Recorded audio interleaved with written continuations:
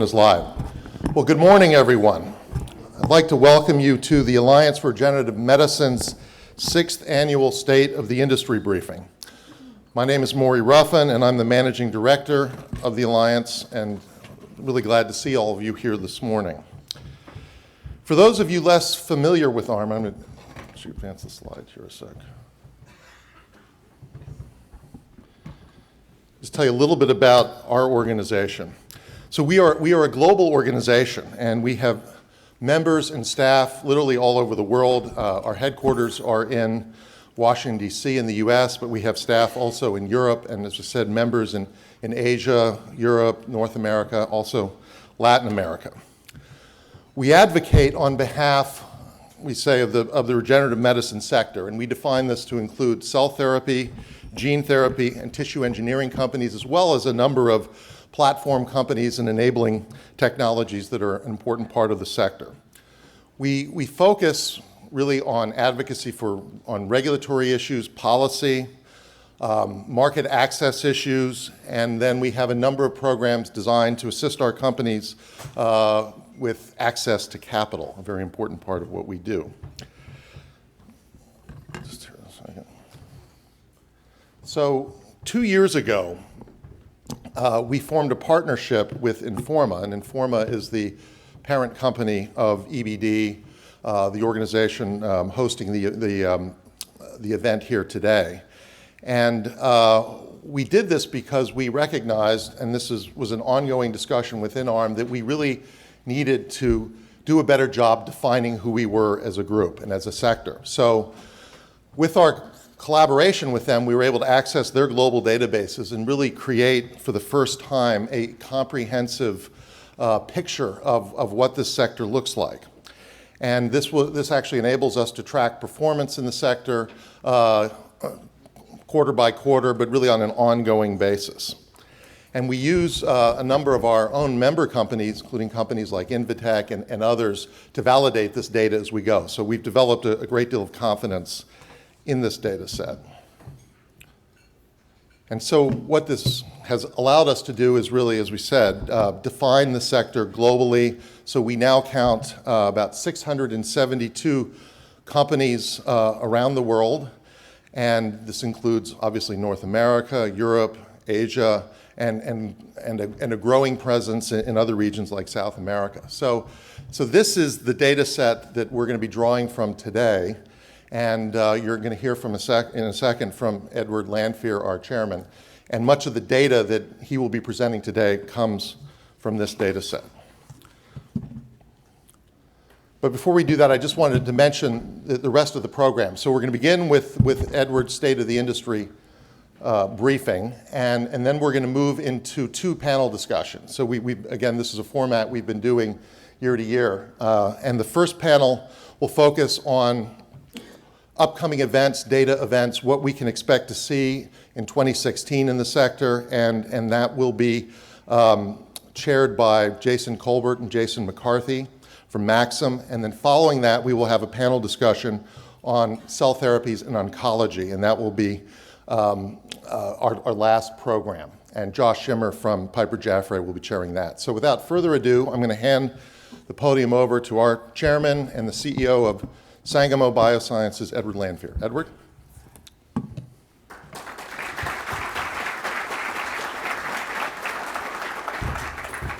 Thank you. Thank you, Morrie.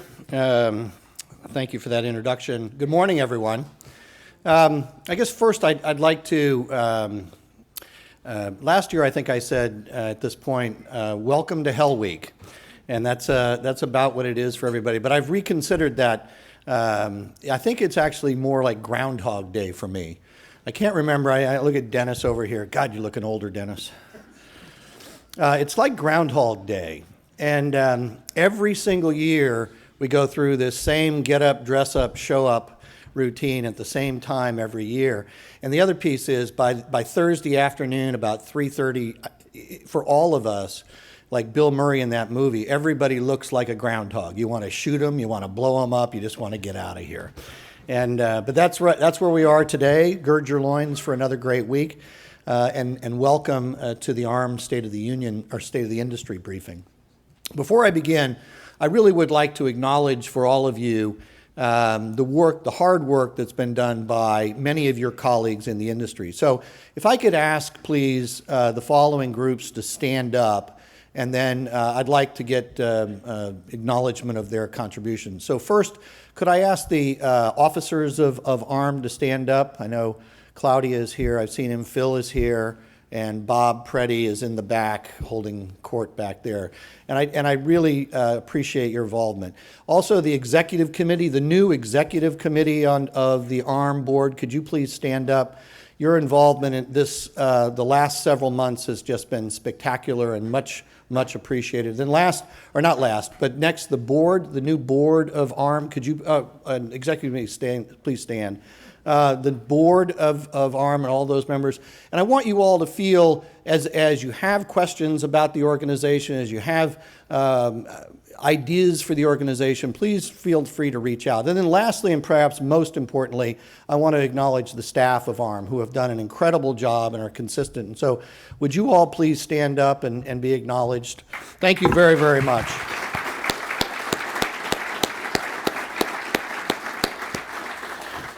Great. Now I've used up 5 of my 10 minutes, and so we'll move quickly through the rest of this. All right.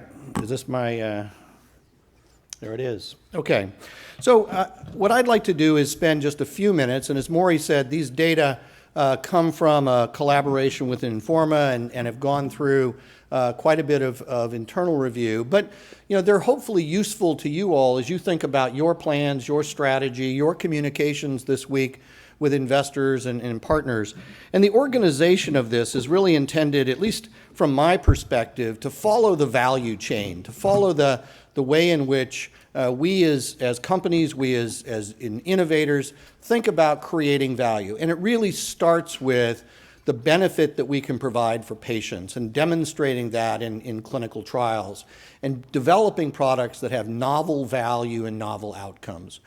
The consequences of that are the ability to then finance our organizations, both through dilutive financings as well as strategic partnerships. And then lastly, I want to talk a little bit about where Morrie left off in terms of ARM and in terms of some of the challenges that face our industry, really as a way to provoke your thoughts and your interest and perhaps your input in our challenges going forward to communicate these opportunities. So first, let me talk about 2015 from a clinical development perspective. We now have in the industry, broadly defined of regenerative medicine and advanced therapies, worldwide 20 products approved, but another 600 in clinical development. And if you compare that to where we were last year, you can see a significant amount of continued progress, not just at the front end, in new companies bringing new products in, but look at where we are in terms of additional phase 2s and additional phase 3s.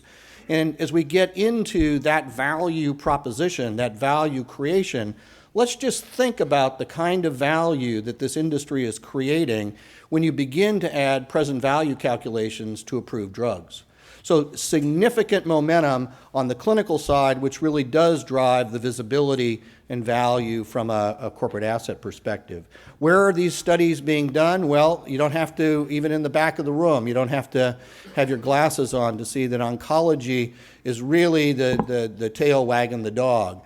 Shortly behind that is cardiovascular, but then there are another dozen plus diseases when ophthalmology is a major interest in the gene therapy space, rare diseases like hemophilia. But oncology has really taken off and by far and away dominates the clinical trials that are ongoing. And so just to break that egg a little bit and look a little deeper into that bucket, these are names that will look highly, highly familiar unless you've been under a rock in 2015. Novartis, Juno, Kite, Selectus, and partners in these, so with Editas and Intellium and others, there's an enormous amount of activity in this space, an enormous amount of investment, and that's translating into outcomes. Why is that investment coming in?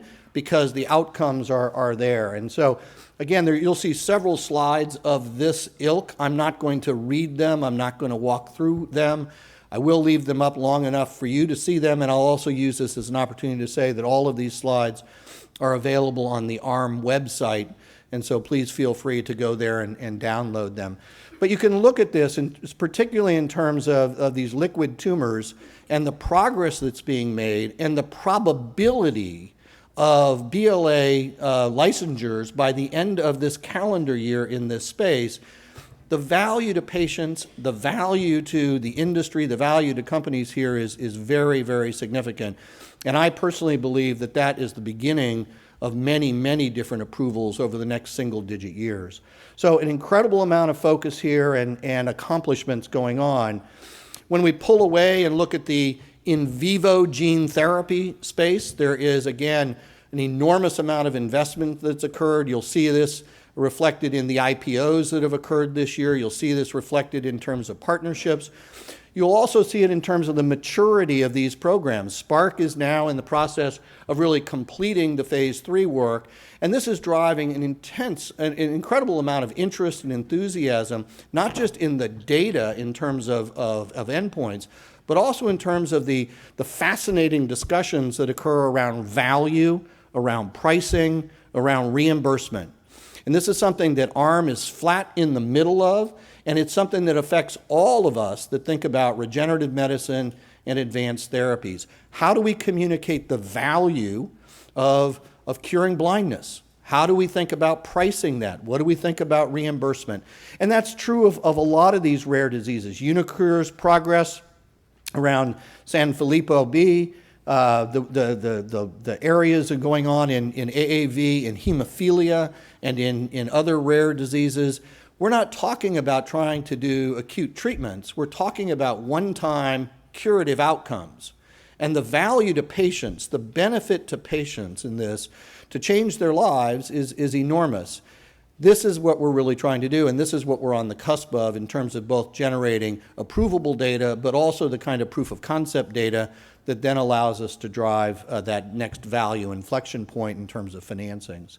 Similarly, in the cell therapy space, again, significant progress. I just read this morning, and I promised Jason I would reference his note on the Mesoblast phase 3 program is being accelerated. So again, the kind of data that are being developed across the regenerative medicine and advanced therapies space, moving towards product approvals, value inflection, and the opportunity to monetize that value. So that's what it looked like in 2015, a lot of progress, and I think we really are on that exponential part of the curve now. There's going to be a lot more coming around many of these groups. Again, I won't read all of these on the left-hand side, but you can see these are really ranked by product approvals, late phase clinical trials, and the expectation of when we will be seeing those pivotal data. So significant value inflection points for our industry in 2016. Again, another example of these across not just the cancer indications, but across really all of those indications from the in vivo cell therapy, in vivo gene therapy side, the genetically modified cell therapy side, and the tissue engineering side of things. So an incredible amount of new data and investment going on this calendar year. So as I said, you don't just walk into big pharma and say, hey, let's do a deal. You walk in and say, here's something that we have that can drive value to patients. Here's something that we've shown from a proof of concept perspective can make a big difference in the value proposition in disease areas that you're interested in. And that really comes from the investment that and the data that have been achieved. And so this year, and you'll see this reflected in the quantification in a moment, but this year has been an exponential increase in the upfront dollar investments by big pharma in the regenerative medicine space. And these are a couple of examples. I guess I, again, won't read through them, but I will point you to the fact that most of these single-digit numbers have a B after them, not an M. And that's a huge, huge step up in our industry, and a very, very important validation of the importance that big pharma is seeing on this highly differentiated technology. And this, if I have one thing to say, for whoever's standing here in 2017, This, I believe, will continue to grow at an exponential rate, this kind of investment. So that kind of investment, again, gives investors that lowest part of the food chain. Oh, I didn't really say that, did I? The investors, the kind of external validation, the external confidence that they really need and want in terms of companies that are moving forward. And again, you can see significant values on IPOs throughout 2015. A lot of activity in the beginning of the year. We all know that the second half of the year wasn't the most robust in terms of capital markets, but there's been a significant interest, and I think if the markets sort of clean themselves up a bit in the beginning of the year here, we're going to see a lot of filings. We've already seen S1s out of Editas and Adentis, and I think we'll see even more.